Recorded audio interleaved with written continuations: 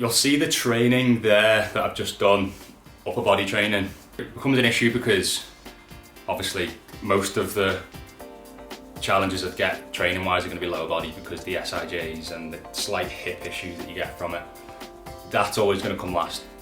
But you can have little niggles with the SIJs and you can still probably get away with doing upper body, which is sometimes where I go wrong because I'll just do too much upper when it just needs a rest. My whole body needs a rest and it just doesn't want any sort of shifting and stabilising through the core and the hips.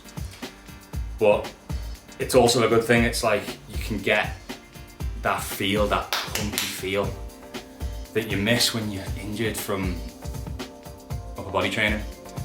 And I feel like that's what everyone should aim for with whatever injury. Obviously, don't just make it worse because you need to feel good. I've done a whole video on this before, I swear, it's mistakes I make during the flare-up, or just some sort of mistakes. I might just link it here now when I talk about this, about just getting the training wrong and overdoing it, and then also relying too much on like training and a pump for good feels and endorphins. Sometimes you're just gonna have to get the endorphins and the good feels from somewhere else. If you're someone like me that has spent almost his whole life playing sport, being out of breath, training and lifting loads, it does become quite icky and tetchy feeling when you go a long enough time without training, and also added to the fact that you just feel obviously smaller and just weaker. So if you can find something else that gives you those feels and that pump, then great. Even better, and probably why you're watching my videos, how about you just fix the Ankylosing spondyl, whatever the autoimmune issue is, so you can train more. It's a good idea, it's not that simple, is it? It's not that simple. I'm kind of working at the moment with a lower volume. So I've always done between 3 and 5 sets for most of the things I do.